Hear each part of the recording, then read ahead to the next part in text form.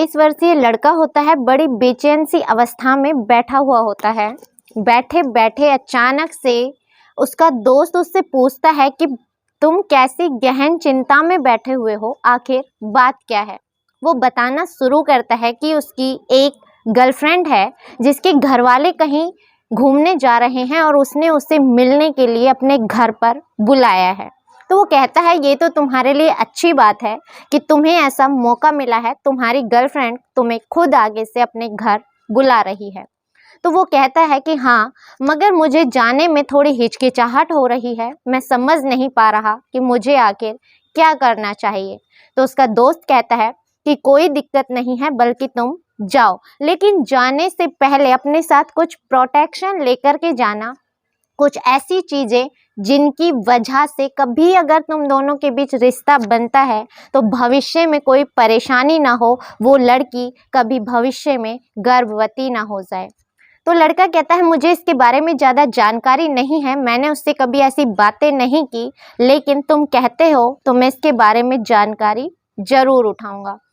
फिर वो लड़का उसे बताता है कि जब तुम उसके साथ रहोगे तो कुछ क्षणों को यादगार बनाने के लिए कुछ ऐसी मार्केट में गोलियां हैं जो तुम्हारे उन क्षणों को और भी हसीन और लंबा बना सकती हैं। ऐसी शक्तिवर्धक गोलियां भी बाजार में उपलब्ध हैं, तुम उन्हें भी अपने साथ लेकर जाना ताकि तुम्हारी गर्लफ्रेंड बहुत ज़्यादा खुश हो जाए। वो लड़का इन सारी चीज़ों की जानकारी उठाता है और उठा करके मिलने पहुंच जाता है। लेकिन आज वो लड़का ये भूल गया था कि ये रात उसकी गर्लफ्रेंड की ज़िंदगी की एक आखिरी रात होगी और इस रात को वो ज़िंदगी में कभी नहीं भूल पाएगा। इस सारी कहानी को जब लोगों के सामने ये पहुंचती है तो लोग सोचने पर मजबूर हो जाते हैं कि आजकल की युवा पीढ़ियां, जो बच्चे हैं, वो माँ बाप का भरोसा किस कदर तोड़ देते हैं और साथ ही साथ आज की जो युवा पीढ़ी है अपने हसीन पलों को हसीन बनाने के लिए किस हद तक चली जाती है, किस हैवानियत तक चली जाती है। जब ये सारी चीज़ें इस कहानी के माध्यम से पता चलती हैं तो एक शिक्षा भी मिलती है कि हमें किसी पर भी आंख मूंद कर यकीन नहीं करना चाहिए और ख़ास तौर से माँ बाप का यकीन तो कभी नहीं तोड़ना चाहिए। नमस्कार, आदाब, सत श्री अकाल, मैं ज्योति गौड़ और आज की जो सच्ची घटना मैं आपको बताने जा रही हूँ, ये सच्ची घटना है उत्तर प्रदेश का एक ज़िला लगता है कानपुर और वहीं का एक थाना लगता है शिवराजपुर। बात रही थी 14 दिसंबर 2024 की सुबह की। जो एक घर है, घर का दरवाज़ा कुछ लोग बजा रहे हैं। घर के अंदर उनकी एक बेटी है और ये सारे लोग एक शादी समारोह से अभी अभी वापस लौटे हैं। तकरीबन सुबह का समय रहा होगा, 5 बज रहे होंगे। ये लोग दरवाज़ा बजा रहे हैं लेकिन कोई अंदर से आवाज़ नहीं आ रही। देखते हैं तो दरवाज़ा खुला हुआ है, अंदर जाते हैं। अंदर जाकर देखते हैं तो क्या देखते हैं कि वो अपनी एक 17 वर्षीय बेटी को छोड़कर गए थे, वो कहीं पर भी दिखाई नहीं दे रही है। उसे काफ़ी आवाज़ें लगाई जाती हैं लेकिन वो दिखाई नहीं देती। इधर उधर ढूंढा जाता है, तभी उनकी नज़र एक कमरे के बेड पर जाती है और कमरे के बेड पर जब वो देखते हैं तो देखकर उन सब के होश गुम हो जाते हैं और जितने भी पुरुष होते हैं अपनी आंखें बंद करके दूसरी तरफ मुंह फेर लेते हैं, क्योंकि जो उनकी बेटी है, जो वो बिटिया है, वो बिल्कुल निर्वस्त्र, उसके बदन पर एक भी कपड़ा नहीं है और बेड पर बेसुध होकर लेटी हुई है। सारे पुरुष दरवाजे से बाहर हो जाते हैं और उसकी माँ उसके पास पहुँचती है और जा कर के उसे आवाज़ लगाती है, लेकिन बिटिया हिल नहीं रही है। बेटी को हाथ पैरों को हिलाया जाता है लेकिन बेटी के जो हाथ हैं वो भी ऐसे हो गए हैं जैसे ऐंठ गए हों, पैर भी ऐसे हो गए हैं, वो हिल डुल नहीं पाती। बहुत परेशान हो जाती है। उसकी माँ चीखने लगती है, चिल्लाने लगती है, उसे आवाज़ें दे रही है, लेकिन जो लड़की का शरीर है वो इस तरह से ऐंठ चुका है कि वो हिलने डुलने की भी हालत में नहीं है। कहा जाता है कि किसी व्यक्ति की अगर मौत हो जाए तो 6 से 7 घंटे बाद जिस अवस्था में उसका शरीर पड़ा हुआ होता है वो उसी अवस्था में अपना रूप ले लेता है। लेकिन वो लड़की बिल्कुल नहीं हिल डुल पा रही है। अब माँ चीखने लगती है, रोने लगती है। माँ बाप जो अंदर बाहर खड़े थे वो अंदर आ जाते हैं। उनका हल्ला गुल्ला सुनकर पड़ोसी भी अब इकट्ठा होने लगते हैं। माँ अपना दुपट्टा लेती है, दुपट्टे से बेटी को दुपट्टा उड़ा करके उसका शरीर ढक देती है। अब लोग देखते हैं, देखकर सब चौंक जाते हैं। उन्हीं में से कोई व्यक्ति पुलिस को फोन कर देता है और जानकारी देता है। पुलिस तत्काल प्रभाव से उस मौके पर पहुंच जाती है और जाकर के जब देखा जाता है तो देखकर सबके होश गुम हो जाते हैं, क्योंकि मामला बहुत ही संदिग्ध लग रहा था।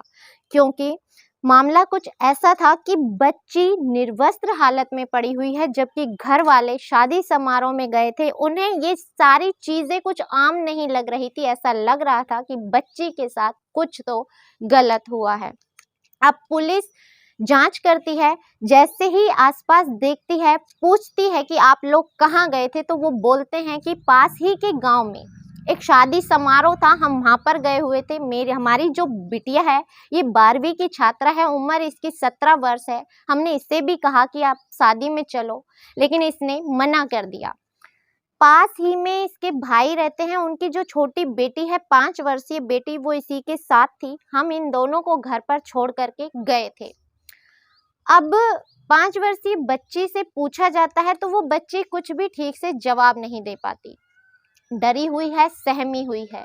अब पुलिस अपने तरीके से इधर उधर कुछ देखती है तो क्या देखती है, वहां पर कुछ गोलियां मिलती हैं। जैसे ही गोलियां मिलती हैं तो गोलियों की जब जांच करवाई जाती है तो पता चलता है कि वो गोलियां शक्तिवर्धक गोलियां हैं। पुलिस पूछती है कि आपकी बेटी के किसी के साथ ऐसे रिश्ते हैं या आपको इसके बारे में कोई जानकारी है, तो घर वाले बोलते हैं कि नहीं, हमें इस बारे में कोई जानकारी नहीं है। अब आसपास की चीजों को और खंगाला जाता है, फोरेंसिक टीम पहुंच जाती है, जानकारी हासिल की जाती है, तो आसपास कुछ ऐसी ऐसी चीजें मिलती हैं जिनसे शक और गहरा हो जाता है। कुछ प्रोटेक्शन की चीजें मिलती हैं, कुछ ऐसी चीजें जिन्हें देखकर लग रहा था कि हाँ, बिटिया के साथ कुछ तो गलत हुआ है। अब घर वाले समझ चुके थे कि कोई ना कोई तो हैवानियत इस बच्ची के साथ हुई है और देखकर लग भी रहा है कि कुछ ना कुछ बिटिया के साथ गलत हुआ है।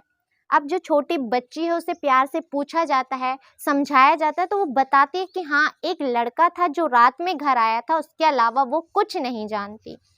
अब जो बच्ची है, बेटी है, उसकी मोबाइल की सीढ़ियाँ निकलवाई जाती है। जब कॉल डिटेल्स निकलवाई जाती है तो पता चलता है कि पास का ही एक गांव लगता है नवादा। नवादा गांव का ही एक लड़का है कुलदीप उर्फ शोभित, उससे इसकी बातें हो रही थी। उससे उसकी कुछ चैटिंग्स थी, उसके मैसेजेस थे जो उसमें दिखाई देते हैं। पुलिस तुरंत से उस लड़के को उठाती है और उठा करके थाने ले आती है। अब उससे पूछताछ का सिलसिला शुरू होता है। वही घटनाक्रम जैसा आमतौर पर होता है, पहले पुलिस को गुमराह किया जाता है, लेकिन जब पुलिस अपने तरीके से पूछताछ करने पर आती है तो हर मुजरिम कहानी सुनाना शुरू कर देता है।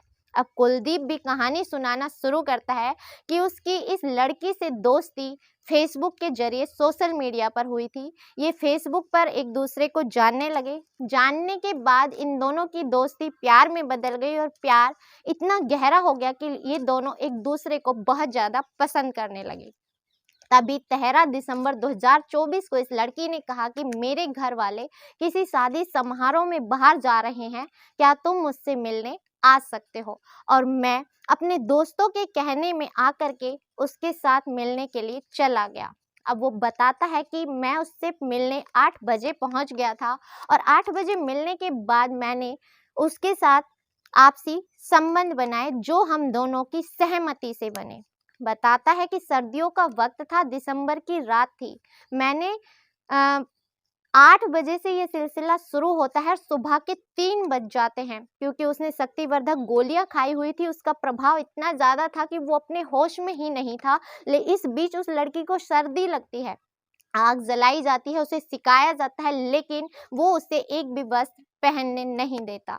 अब लड़की परेशान हो जाती है, वो ठिठुरने लगती है, परेशानी इतनी बढ़ जाती है, लेकिन लड़का उस चीज़ को नहीं देखता, ना ही किसी की मदद लेने की कोशिश करता है। लड़की की हालत बिगड़ने लगती है और वो बेड पर निढाल होकर गिर जाती है। अब वो लड़की थक चुकी थी, परेशान होकर लेट चुकी थी, लेकिन सर्दी से थर थर काँप रही थी।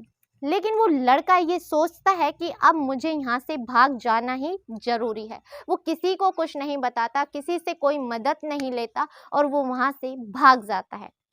14 दिसंबर 2024 को जब सोशल मीडिया के जरिए ये बात आग की तरह पूरे गांव में, पूरे सोशल मीडिया में हर जगह फैल जाती है, तो उस लड़के तक भी ये बात पहुंचती है और वो लड़का समझ जाता है कि अब पुलिस उसे ज़रूर ढूंढ लेगी और आखिरकार वो लड़का पकड़ा जाता है। इस कहानी को सुनाने का उद्देश्य आपको दुखी करना, परेशान करना या आपकी भावनाओं को ठेस पहुंचाना नहीं है, बल्कि आपको जागृत करना है, सचेत करना है कि माँ बाप के विश्वास को इस तरह से ना तोड़ें। क्योंकि अगर माँ बाप आपके ऊपर आंख बंद करके यकीन कर रहे हैं तो आप उनका भरोसा बनाए रखें। क्योंकि सोशल मीडिया एक ऐसा ज़माना है जहाँ पर रिश्ते कोई ज़्यादा मायने नहीं रखते। माँ बाप से बढ़कर तो दुनिया में कोई भी नहीं है। इसके बाद जो लड़के का वकील होता है वो ये भी कहता है कि ये आपसी संबंध थे, लेकिन पुलिस का एक जो बयान था वो बेहद खूबसूरत था। इसमें उन्होंने कहा कि लड़की नाबालिग थी, इसलिए उसके ऊपर रेप का केस दर्ज किया गया, उसके ऊपर पॉक्सो एक्ट की धारा भी लगाई गई, क्योंकि इसमें गलती लड़के की भी थी। माना जाता है कि उससे ऐसी हैवानियत करने की जरूरत ही कहाँ थी कि उसने शक्तिवर्धक गोलियां खाकर उस लड़की के साथ संबंध बनाए। और अगर लड़की की तबीयत बिगड़ रही थी तो उसे किसी से तो मदद मांगनी चाहिए थी। लेकिन बहरहाल इसमें गलती हम दोनों की ही मानेंगे। और फिर तीसरी बात है कि आज के वक्त में माता पिता को भी सजग होना ज़रूरी है और आज की युवा पीढ़ी को भी सजग होना ज़रूरी है। किसी पर भी आप आंख मूंद कर यकीन ना करें, कब कहाँ कौन सी घटना हो जाए इसका कोई अनुमान भी नहीं लगा सकता। मिलते हैं अगली किसी सच्ची घटना के साथ, तब तक अपना ख्याल रखें, स्वस्थ रहें, सुरक्षित रहें। जय हिंद, जय भारत।